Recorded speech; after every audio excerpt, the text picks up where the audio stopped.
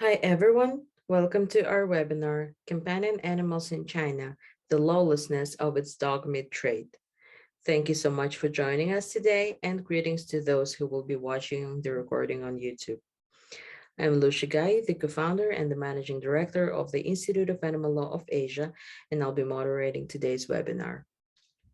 Institute of Animal Law of Asia, or ILA, is the US-based educational research center that focuses on animal law issues in Asia and the world. At the ILA, we provide research projects which include animal law in Asian countries, on topic, on category, and on species animal law articles. In February 2021, we have launched a few external projects under the Global Ambassador Program. These are enhancing legal regulations for aquatic animals in Kazakhstan, farmed animal welfare in mainland China, and amplifying the interests of animals in Kazakhstan. All of these are sponsored and supported by the Center for Animal Law Studies, Lewis and Clark Law School. At the ILA, we also have our news source, Asia Animal Law Bulletin, which provides the latest updates on animals in Asian countries and regions, and also our recent initiative, the Alliance for Animal Law of Asia, the international networking campaign that aims to cooperate with national, regional, and global animal organizations through legal education, collaboration, online events, and webinars, as well as inviting experts to share their experience with our audience. The main purpose of the Alliance for Animal Law of Asia is to raise the global awareness on animal protection in respective countries and regions. Our members are spread across the globe from Asian organizations in China, India, Japan, Indonesia, and Vietnam to the organizations on other continents, including North America, South America, Europe, and Africa. Since February 2021, we have held quite a few webinars on various topics, and in case you missed them, you can find the recordings on our website on ilasia.org/events, or go to our YouTube channel. It's Institute of Animal Law of Asia, and you can find the recordings up there. Please don't forget to check out our website. It's ilasia.org. And follow us on social media. It's iAnimalLawAsia on Facebook, Instagram, Twitter, YouTube, and LinkedIn. Currently, I'm serving as the ambassador of the Global Ambassador Program, the initiative launched by the Center for Animal Law Studies, Lewis and Clark Law School. And today's webinar is organized under the project I'm leading, Amplifying the Interests of Animals in Kazakhstan. This wouldn't have been possible without the CAL support. Our guest today is Dr. Peter Lee, the associate professor at the University of Houston downtown, and also the China policy specialist at the Humane Society International. Dr. Peter Lee specializes in East Asian politics with an emphasis on China's domestic politics, foreign relations, and animal protection policy. He teaches the courses of Chinese politics, US foreign policy, animal rights and politics, US government, and so on and so forth. We'll be answering questions after the presentation, so please drop your questions in the Q&A box. Thank you so much for being with us today, Peter. We're all looking forward to your presentation. And finally, I am hosting a specialist in animal protection from China. You're the first person, you're the first guest speaker from China, or who is specialized in Chinese law for animals. And finally, we have a chance now, finally found time to host you and do this webinar. Thank you so much. And we're looking forward to your presentation. Thank you very much for having me, Lou. Good to be here. I just set the alarm, so I'm going to talk for 30 minutes and then open the floor for questions. I modify the title a little bit so that I can be more focused on companion animals and specifically China's dog meat trade and the legal issues. So I'm going to share the screen.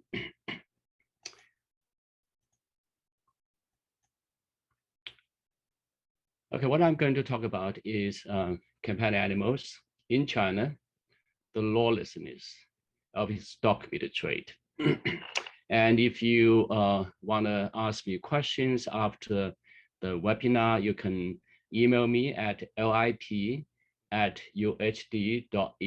So that's my email address at work, and I check my email on a daily basis. So you are welcome to submit your questions, your critique, and suggestions. That would be very helpful. Okay, now let's start. When we talk about companion animals, now I'm going to focus on today, the dogs in China. And one of the questions we ask a lot is how many dogs in China are considered, household pets? There is one industry report published in 2019, by an industry, association called the China Companion Animal, China Pet Industry White Paper. Now, this can only be used as a reference because this is based on the sales of, pet products. So they come up with a number of how many dogs in China and how many dog-owning families. So just as a reference. So according to this report, there were as many as 56.4 million pet owners in China. I think this number is slightly, if not drastically, it's slightly, underestimated, right? But anyway, we just as, a reference, because not all the dog owners would go and purchase dog food or other, pet supplies. So that's why we can only use this as a reference. But still, it's enormous number of families, owning dogs and cats. And there is another, industry report saying that 7% of mainland Chinese population own dogs. That's about 100 million people. It's enormous, number of people. And I believe this is a little bit more closer to reality, right? So a lot of dogs. Now, if you look at, these statistics between 1948 to 2018, the rise of, the rising number of dogs in mainland China. Now, I wanted you to pay special attention to from 1948 to 1980, so almost flat. There was little change in the number of dogs in China. Now, this was a special time. Now, this was a period when China was during the pre-reform era. So in other words, this was the time when China was under Mao Zedong's leadership. Now we know Mao Zedong died, passed away in 1976, and he practiced or he pursued an economic development model very much like the Soviet Union. And the dogs were considered something bourgeois, not desirable, right?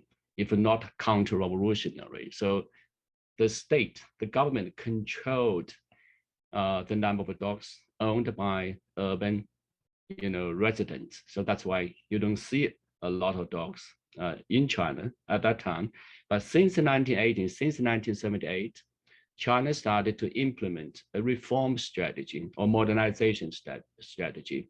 So China became less political, less ideological, and allowed people to have dogs. And of course, China's economy started to improve. When you already, satisfy your own, basic living conditions, you fulfilled your essential, livelihood, needs, then you probably expect to do something else. So that's why you see a takeoff in the number of dogs in China. So oftentimes we hear people say that, wow, China has so many animal cruelty cases. The Chinese must be culturally programmed to be cruel to animals, and not like us in the West, right? We have a bond between ourselves and our companion animals. Right? So that's the perception, or I would say misperception. My understanding and my argument is this: the bond between humans and their companion animals, especially dogs, is transcultural. It's not country specific, it's everywhere. The Chinese love the dogs just as we do in the West. I just want to correct that misperception. Yes, China has a dog meat trade, and a small number of people consuming dog meat in mainland China. Right? And dog meat consumption used to be in Hong Kong, used to be in Taiwan, the other two Chinese communities, but it still exists on the Chinese mainland on a very small scale. But I would say this is mostly a supply-driven consumption. But the question is dog meat a traditional food? When we say traditional food has to be something that is consumed by the majority of the people, and not just once in a while, right? Or not just once or twice or three times in the life. Traditional food is something that people consume on a regular basis. Is dog meat such a food? I'm sure you have seen these foods in Chinese restaurants, not only in China, but also across the world in Chinese restaurants. This is the traditional food. That is the food consumed by the Chinese people, if not on a daily basis, but on a weekly basis or monthly basis, and it's cooked at home, right? Not in the restaurants. Right? Now, dumplings is not supply driven. People want to eat it, right? These things, I'm sure you may have seen it. Tofu, that's traditional food. Dog meat is not a traditional food, right? You can find, tofu dumplings in private homes. I bet you can find, dog meat in the refrigerator of an average Chinese household. It's very unlikely, right? Kimchi, right? Or fermented vegetable in Northeast China, in Korea, right? So these are the traditional food, right? Rice cakes, right? And food for special occasion, right? Moon cakes. And this is traditional food. 1,000-year-old egg, right? If you have not tasted, I encourage you to taste it, right? All these food are traditional food, but not dog meat. So how many people consume dog meat in China? We did a survey in 2016 together with AWAS, another organization. Right? So this is our finding. About 30% of people have eaten, you remember the word, have eaten dog meat. I mean, 30% of the respondents, the surveyed. But if you look at the data, these people have eaten 1 to 2 times, 17% of all these people who have eaten dog meat, they only have eaten dog meat for once or twice in the whole life. Now, 6% of those who have eaten dog meat have only eaten dog meat 3 to 5 times in the whole life. Maybe 20 years ago, they ran into a banquet and had dog meat by accident or another, catering event. So very small number of people eating dog meat on a regular basis, right? We did another, survey in Northeast China. If you look at the blue columns, now on the left, the blue columns, we ask, how often you eat dog meat? Only 30%, right? Frequent dog meat eater. The yellow column, the frequent kimchi, right? Kimchi eaters, right? So there are more people eating fermented vegetable or kimchi if you go to Korean restaurant than people eating dog meat. Now in another city,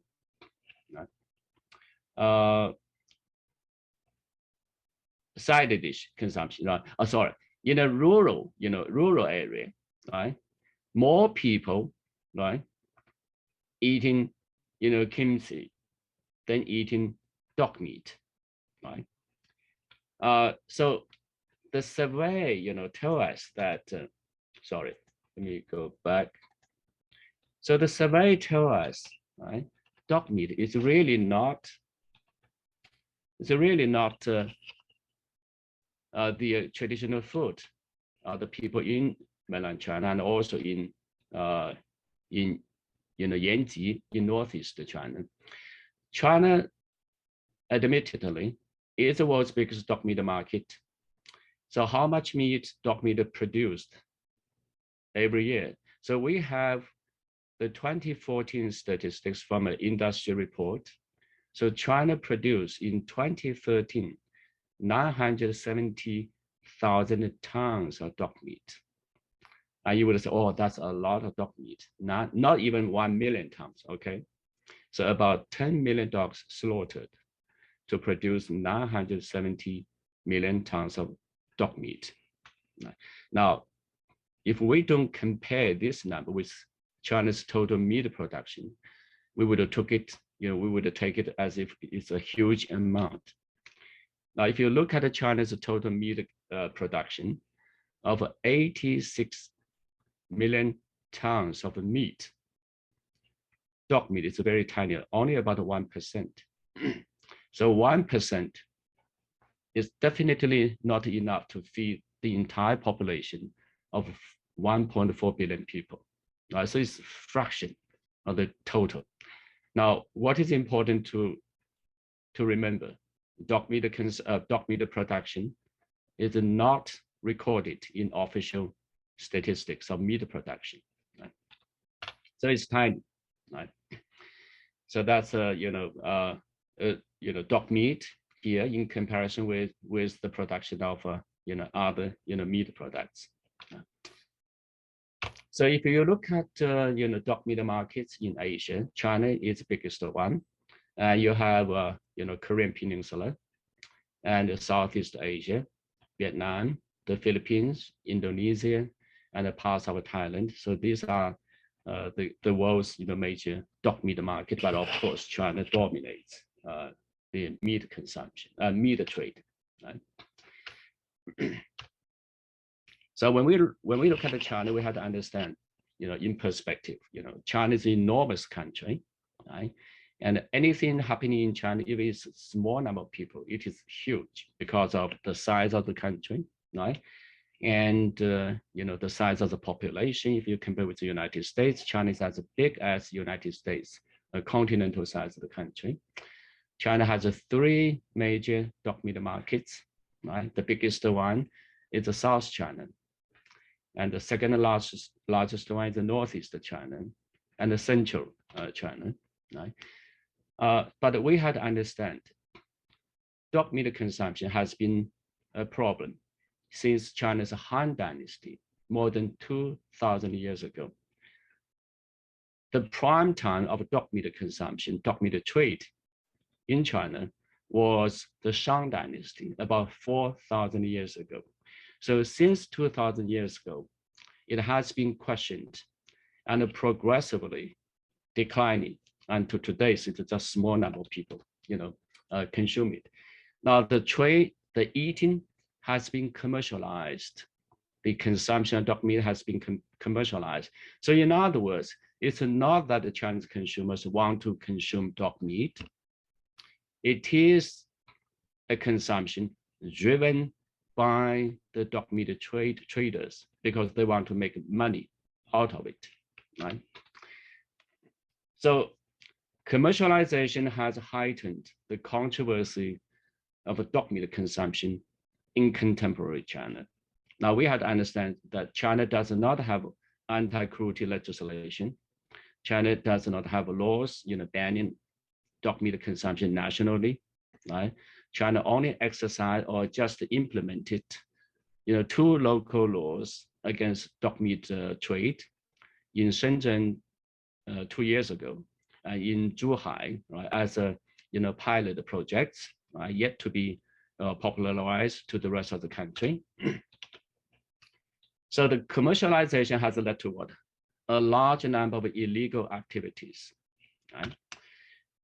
So the result is a rise of supply chain of stolen, poisoned dogs.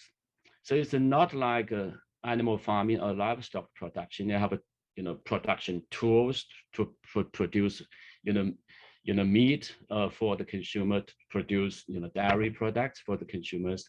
But you have production tools which are basically tools outlawed or banned by the Chinese government. For example, they use dart bows, poison syringes, and controlled substances, chemical substances such as cyanide, right? Rodenticide, and so on and so forth. A pesticide used to produce dog meat, produce in quotation mark, right? So that's why this industry has been sustained by a series of illegal and questionable activities by the traders. Right? Then you may say, well, in South Korea, they have dog farms. China experimented dog farming in the early 1990s, but it did not succeed. It didn't make money. So that's why, the traders have to go out to source dogs from, all different kinds of means, including illegal means. So you see the, data bows.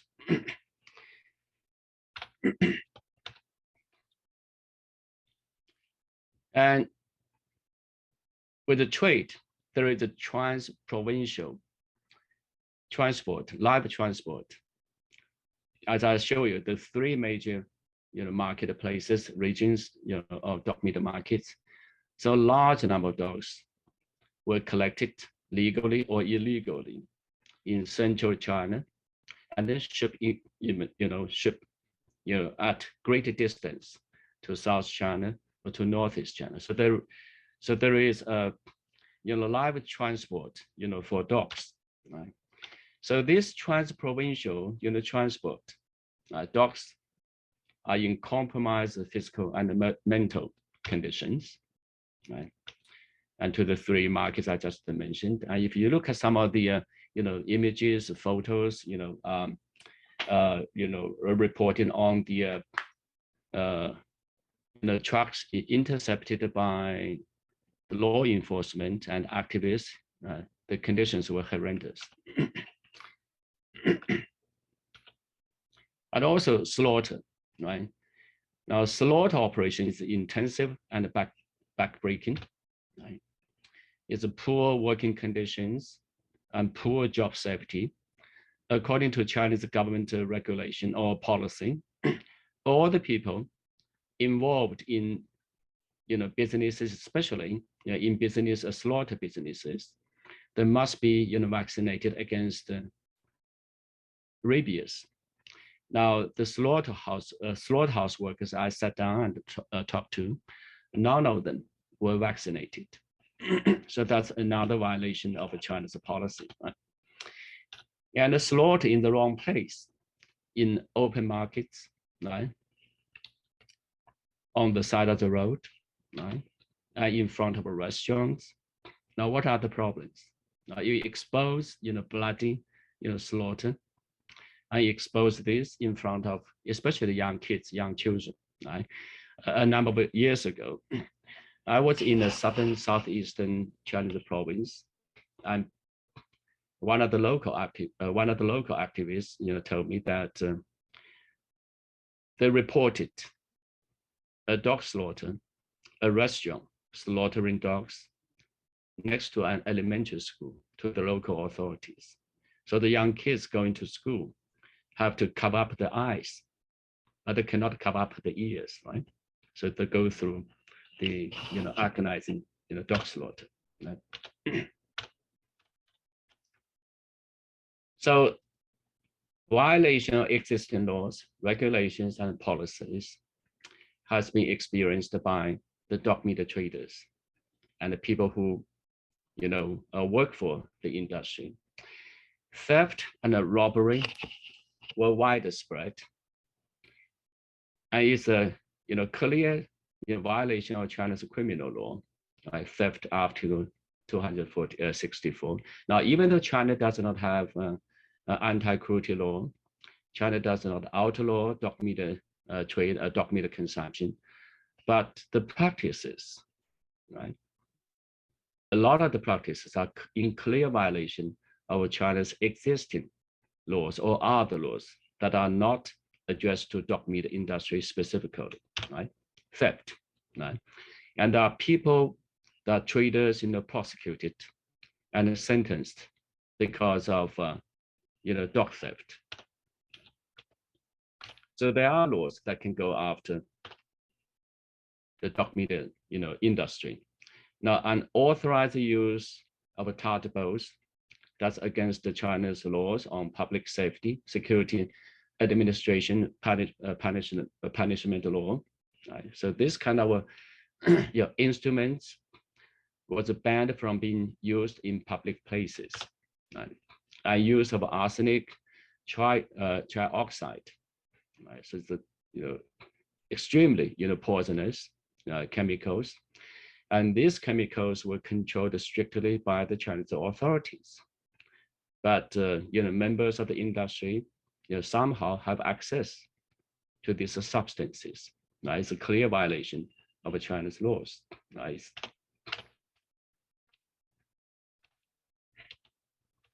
And there are other regulations that Chinese government released. For example, the administrative measures for business permits for the operation of hazardous chemicals. So businesses want to sell or deal or even use this chemicals must get authorization, must get a permit. None of those members in the industry who use these substances to capture other dogs, to steal dogs, had the permits, right? And this guy accidentally, hurt himself, the arrow, and somehow shoot into his own leg and almost killed himself. So it's a public safety danger, of course. So there are hundreds of prosecutions in China against all these perpetrators in the industry. So there are other applicable laws that can be utilized against the dog meat industry. For example, trans-provincial transport of live dogs. And these are the laws that can be utilized. Animal epidemic prevention law, which was recently revised, and animal quarantine management measures, and quarantine regulations governing dogs at the place of origin, adopted in 2011 by the Chinese national government, and a notice on strengthening the quarantine regulation work related to the transport of dogs and cats at the place of origin in 2013. All these laws, right, and the policies require that live transport has to be sure these animals are safe, are healthy. Now, if you look at the quarantine, the 2011, regulation, the Chinese government required that every dog, live dog, being shipped across provincial boundary must have an individual quarantine certificate. However, most of the dogs being shipped in the last decade or so, they only produce one certificate for all the dogs. And very likely that certificate may not have been issued legally. We had, a case in the last, 15 years showing that, forgery of documents was common in the industry. Right? And the dogs, live dogs, to be shipped over provincial boundaries must be vaccinated against rabies. And many of those dogs were not rabies vaccinated.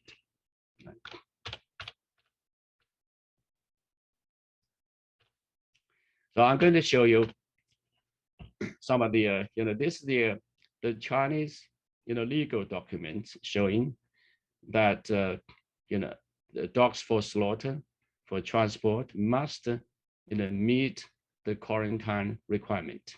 Right? If you can read the Chinese, then this would be, great source to go. And there are, measures, right, for animal, quarantine, shipped, across provincial boundaries and shipped for slaughter. You have to, meet these, requirements. Now, in 2011, a truck of dogs, about 500 dogs, were intercepted by law enforcement in Beijing. And animal protection organizations, used 40 of those dogs for testing purposes to see if these dogs were properly vaccinated. Right? So there are 40 samples sent to a government, testing, facility to see if these dogs were properly, vaccinated. And the result came out. Right? None of those dogs were vaccinated. They did not find any antibody in those dogs. So it's all negative, right? So in that truck with 500 dogs sent to a slaughterhouse in northeast China, but they did produce all these, fake documents saying, vaccinated, right? I even had a signature of the vet, right? So I'm almost, to the 30 minutes, mark. But anyway, so you see widespread, violation in the industry. Right? So I'm going to go very fast. Right? So dogs, sold on the market are not healthy. If you look at this dog, now for those of us who have dogs as companion animals, this definitely is not a healthy dog. Is that right? I took this picture from a slaughterhouse in the southwest Chinese city. And I took this picture in the dog meat market. He had a serious skin problem. And in that particular place, they had a so-called local specialty called crispy skinned, dog meat. It is for crispy skinned dog meat. So it's a food safety violation. So I'm not going to go over the food safety violation. If you can, retrieve, go access China's food safety law, it says very clearly, right? Animals for food must be healthy. If they are diseased, they come from unknown sources, that's considered a violation of the food safety law. Right? So all the process of food production must be, monitored, and must be traceable, right? So you don't see the dog meat industry as a, industry that, that the consumers can trust, right? So China has a national plan to end or to eradicate rabies in China. China, as of 5 years ago, still had, thousands of rabies cases, right? So China had a national, plan to eliminate rabies by 2025. Now, one of the government plan was to vaccinate anybody, right, related in, in work or in industry that, deal with the dogs like, people in the facilities for, handling dogs or live animals. There must be 100% vaccinated against rabies. As I said earlier, I sat down with dog meat traders. I sat down with dog slaughterhouse workers. None of them were rabies vaccinated. If the dog meat industry continues, that could endanger the fulfillment of the China's national goal of eliminating rabies in China by 2025. So if you look at this map, So China's rabies cases concentrated in South China, especially the provinces with a big, dog meat industry, like Guangxi, has the highest, number of rabies cases in all of China, and this heavily, this is the area with much, dog meat sales. Anyway, I want to stop here to allow questions, and the rest of the slides I can, address the issues when I answer your questions. But I'm very close to the conclusion anyway. So companion animals have entered the homes of tens of millions of Chinese households. However, the country is in a civil war, right? But the war is in favor of animal protectionists and in favor of, I would say, the forces for ending dog meat trade. China declared the dogs companion animals in 2020 by the national government, and 2 cities outlawed the dog meat sales in Shenzhen and Zhuhai, right? Yeah, China does not have anti-cruelty laws, and China has not outlawed dog meat in the dog meat consumption yet, dog meat trade yet.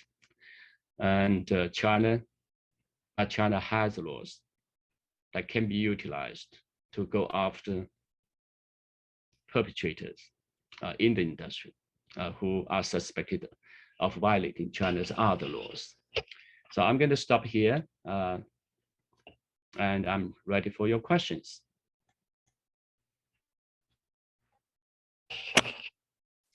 Thanks so much for this very informative presentation. Let's shift to the questions that the attendees asked. The first, will this recording be posted in the public domain? Yes, we're recording the presentation, and when it's ready, it will be posted on our website, ilasia.org/events, or you can go to our YouTube channel, which is just type Institute of Animal Law of Asia, and you should find the recording up there maybe next week.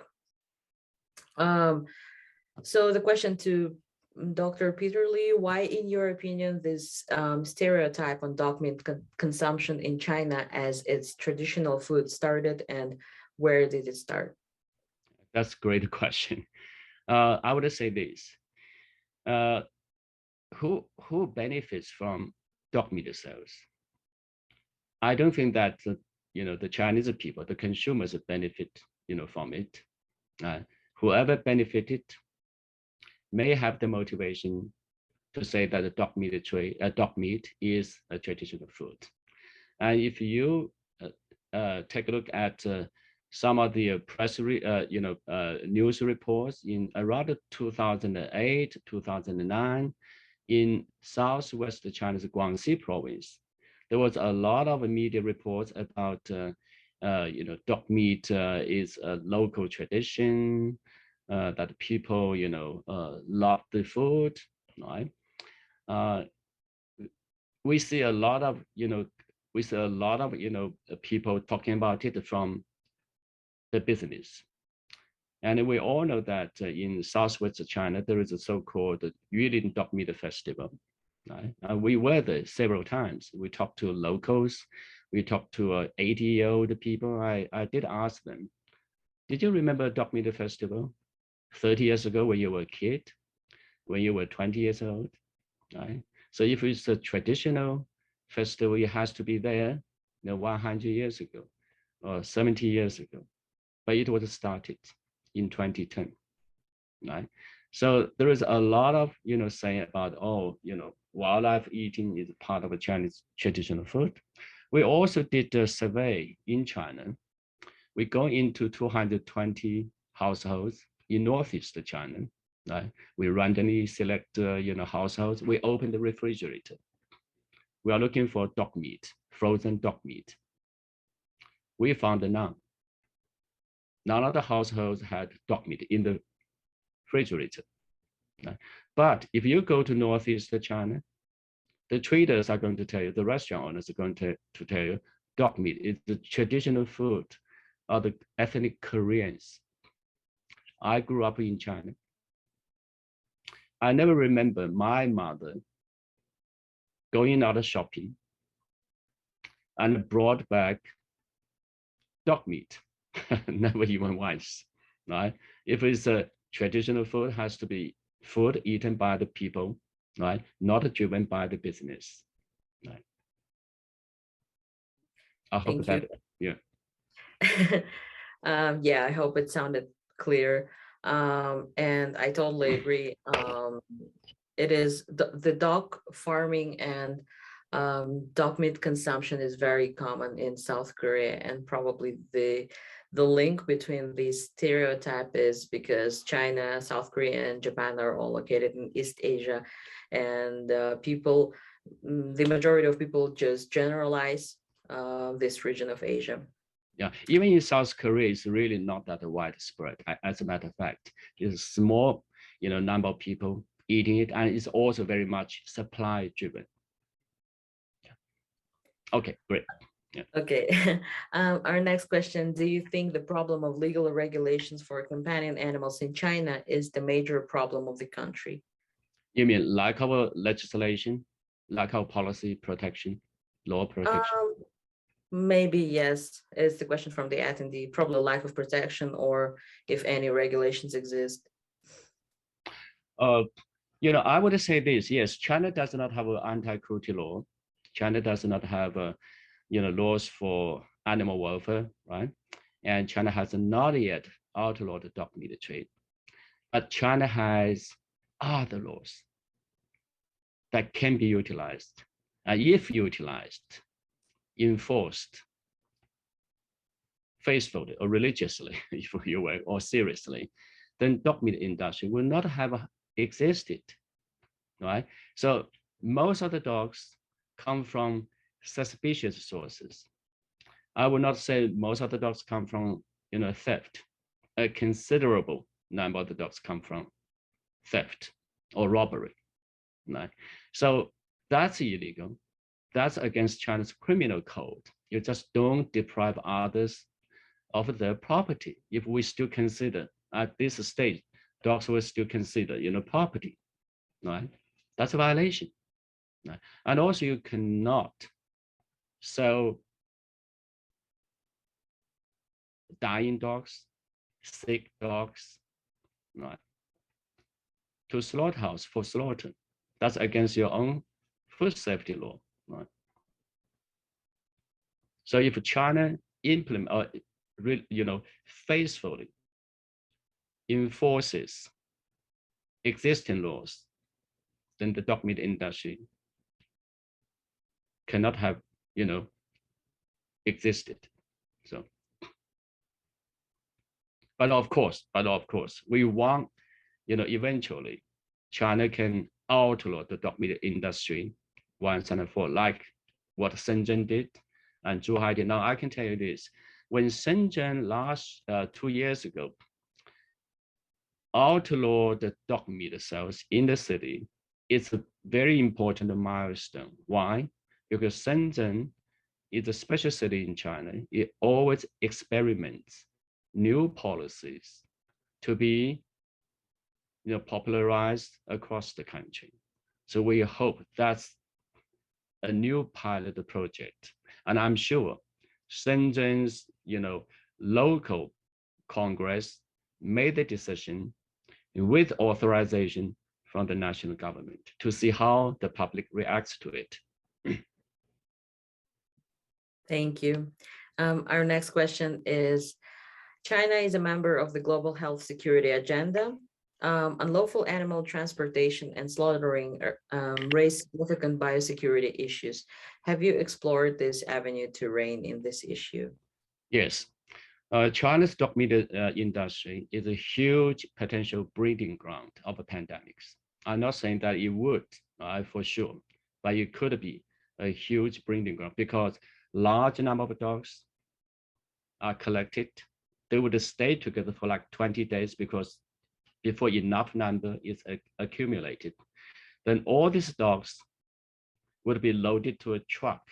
A truck would have, up to 1,300 dogs, layer after layer cages, and horrendous conditions. And when these dogs already loaded to the truck, they're already very sick. Now, when this massive number of dogs put together, one dog had illness, it spread to all the dogs.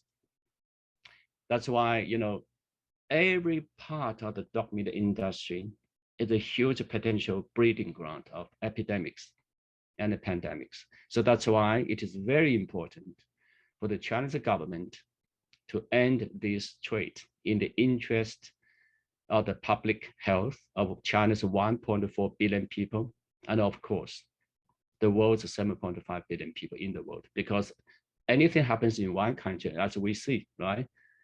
The COVID and the SARS is spread to the rest of the world. So I totally agree with this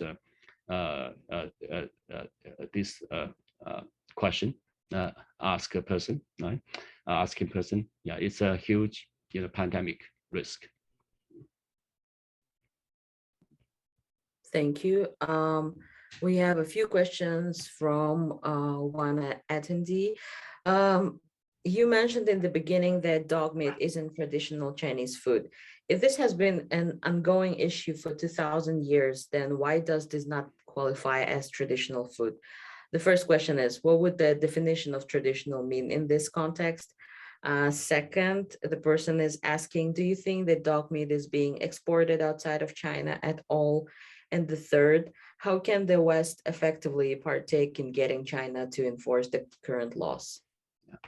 Yeah, about the definition of traditional food, I would say one important definition is that the food has to be cooked at home and passed from your grandmother or your grandfather to the young generation, right? But the thing is, dog meat, consumption at the private homes is very, very, very, very, few, if ever, right? If there are some, right? Now another definition is the food has to be not controversial, not morally, ethically controversial, and it cannot be based on theft or illegal activities. Now, dog meat traditionally in China was called dirty meat. Now, dog meat became unpopular since the Han Dynasty, because of course, evolution, Chinese civilization, right? And pet dogs were very common in China's Tang Dynasty, Song Dynasty, right? Chinese emperors, a lot of Chinese emperors loved dogs, and two Chinese emperors about 900 years ago, it is attempted to alter the dog meat consumption.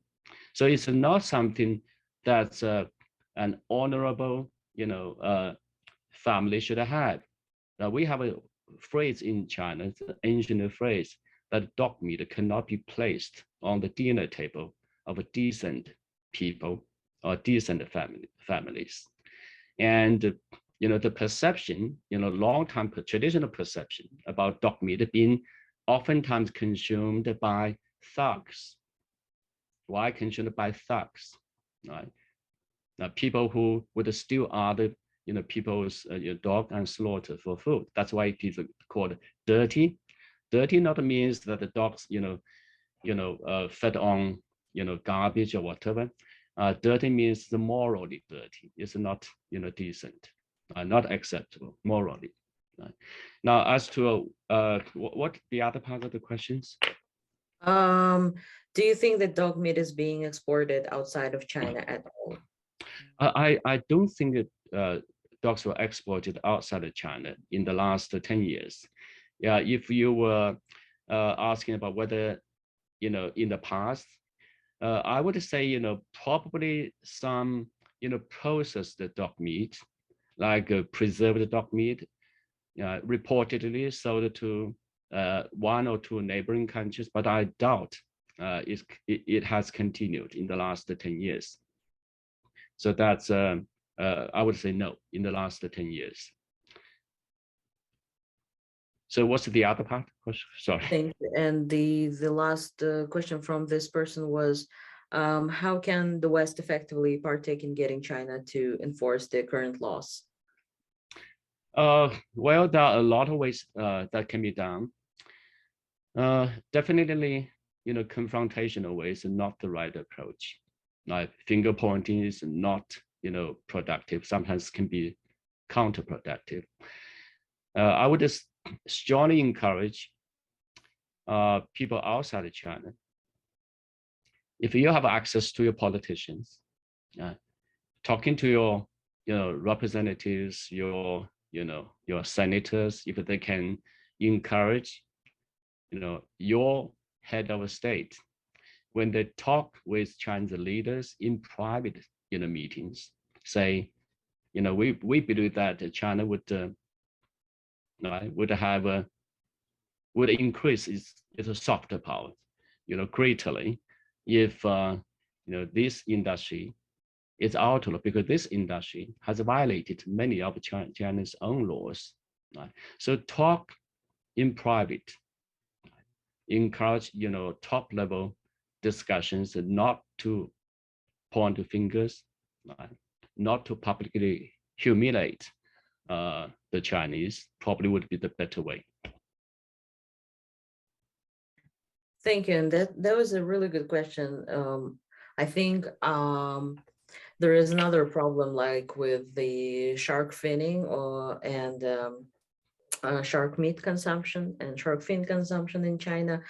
And people from China receive a lot of hits from other people thinking that this is also some kind of traditional food, or because this is considered legal in the country.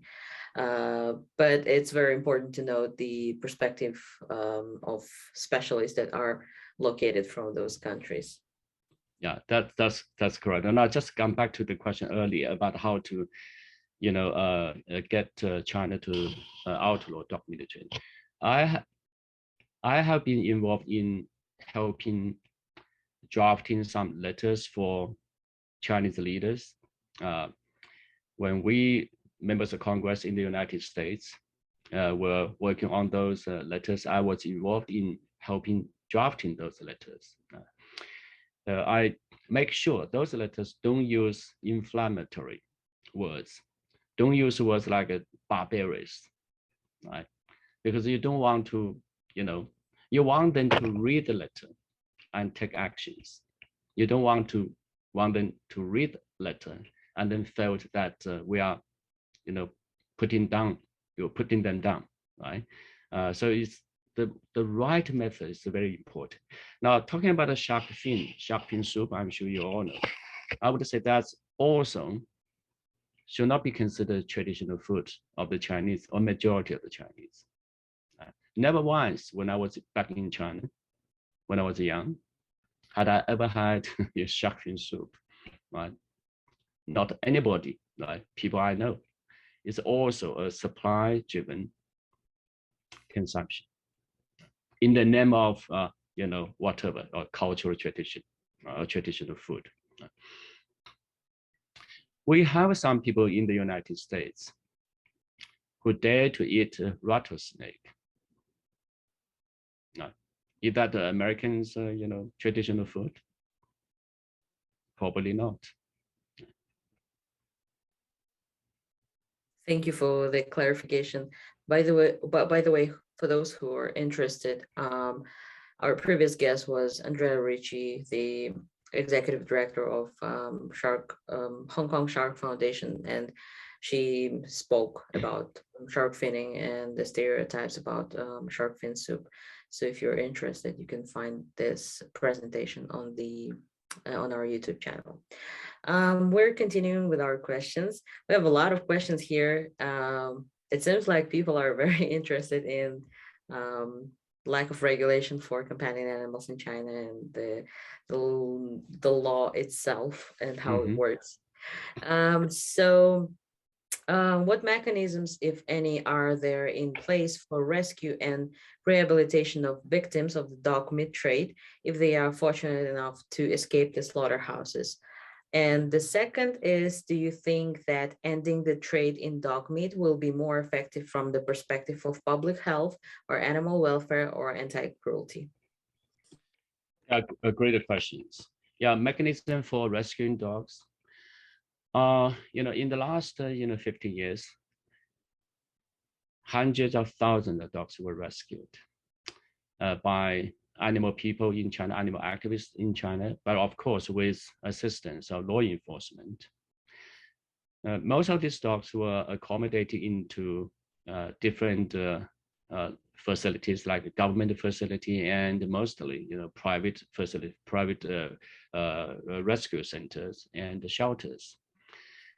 Now the process is like this: when somebody spot a truck with the dogs heading for a slaughter house or heading for a market, so they have to notify law enforcement. So the law enforcement would perform the interception. So when the interception is successful, so the law enforcement would ask the truckers or the traders to produce all these documents. Do you have these documents? Oftentimes, as I said, oftentimes these traders cannot produce legal documents. A lot of those documents are very suspicious, right? You have 500 dogs on board. You only have one certificate saying all the dogs are healthy.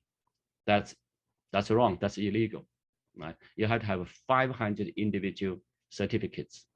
Now, why they don't do that? It's very costly, because get every dog, quarantined or inspected costs about 80 yuan to 100 yuan. But that one dog may only sell for 60 yuan or 100 yuan. So the traders don't make money. Now, just like, dog farms, dog farming was not making money.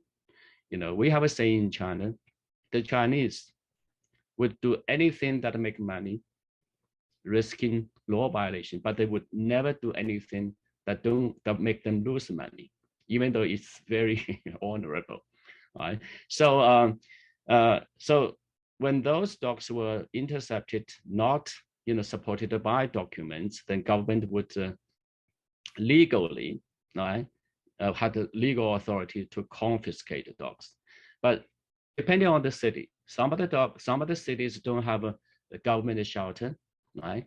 So oftentimes the confiscated dogs would be handed over to animal protection organizations, local shelters. But of course, they would be stay for another 20 days for quarantine, right? So that's the process. Right? Now, a lot of the dogs end up in the shelter forever, because not most of those dogs can be adopted out, even though China has a national adoption event held like a Beijing Adoption Day. I don't know if that's a brand, right? Nationally they adopt dogs out, but people still prefer young dogs, puppies, right, or killed dogs, right? So most of the dogs end up in the shelters for the rest of their life, right? Now, so what's the second part of the question? Sorry, I didn't get it. Do you think that ending the trade in dog meat will be more effective from the perspective of public health or animal welfare or anti-cruelty?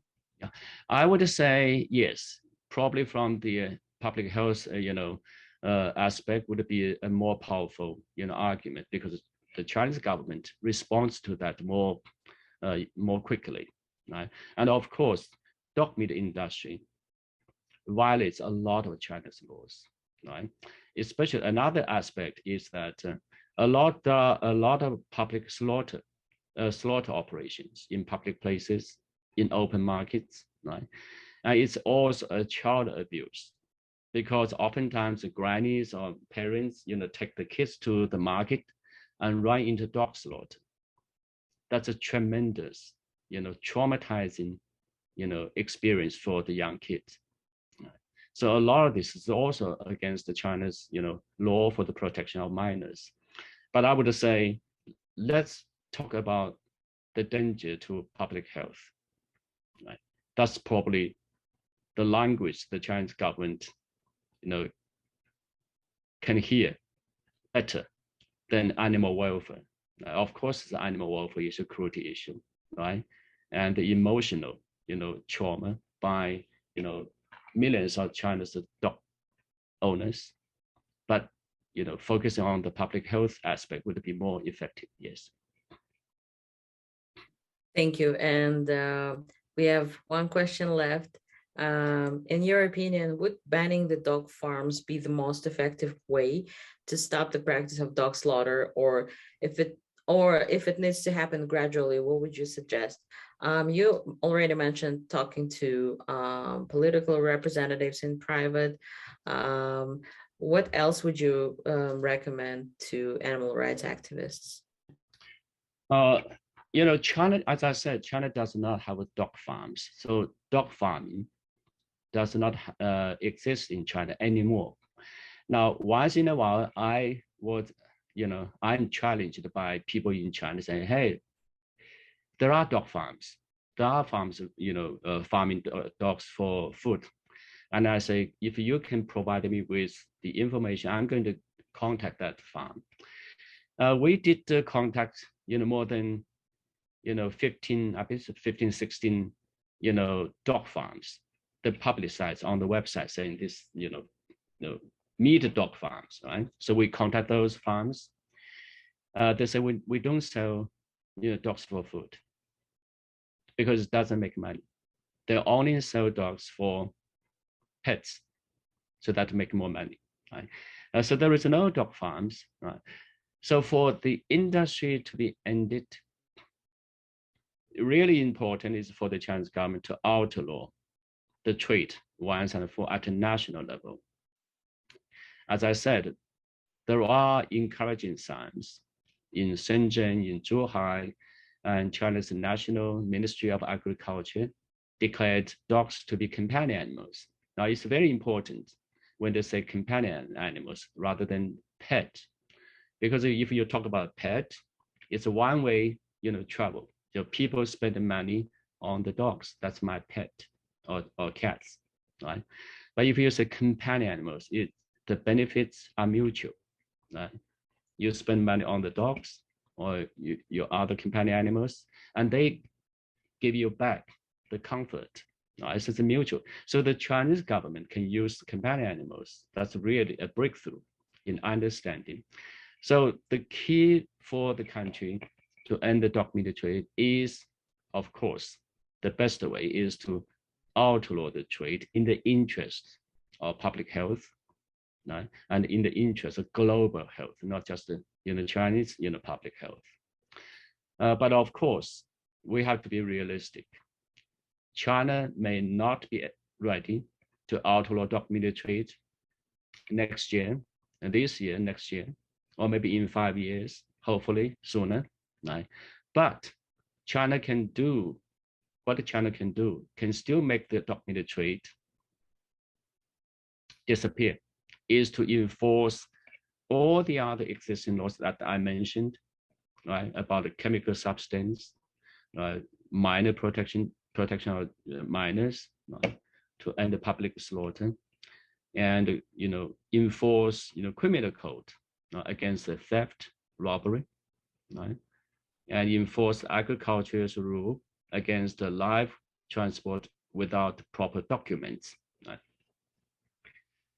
So those are there are a lot of things that can be done, right? So I'm hopeful that sooner or later, this industry will be outlawed. Now, the Chinese government has the capacity to surprise us. I can tell you this. In 2 years ago, when the Chinese government shut down wildlife trade for the food market, I was greatly surprised. I did not expect it could do that. And in 2016, the Chinese government shut down the internal ivory trade, ivory sale. That was also another huge surprise, a nice surprise. So, I would say that, yes, there are a lot of things we are not happy about in China, but the Chinese authorities sometimes can surprise us nicely, right? So how we can help China make that progress today's, international environment is really not, how would I put it? It's kind of tough in relations with China. There are a lot of criticism about China, and a lot of demonization about China. So I strongly believe the Chinese would listen if we use the right approach. Now, President Xi Jinping responded positively to President Obama's suggestion that both the United States and China should take bolder actions against ivory trade, without pointing finger at each other. And they did, Both countries took a very encouraging step, and China outlawed domestic ivory trade. So it's the right method. It's very important.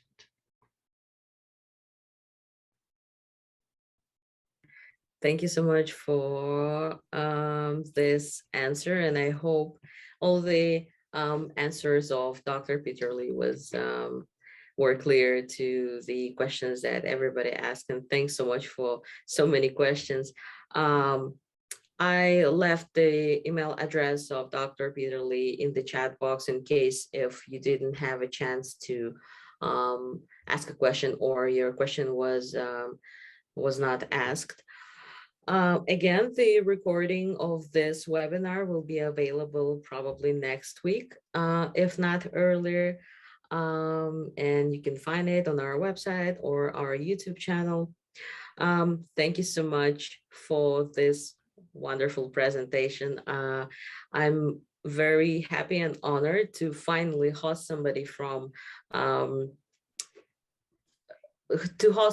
who is specialized in animal protection from mainland China specifically. I already hosted a few persons from Hong Kong, but I was interested to connect with a person who is knowledgeable about mainland China's laws.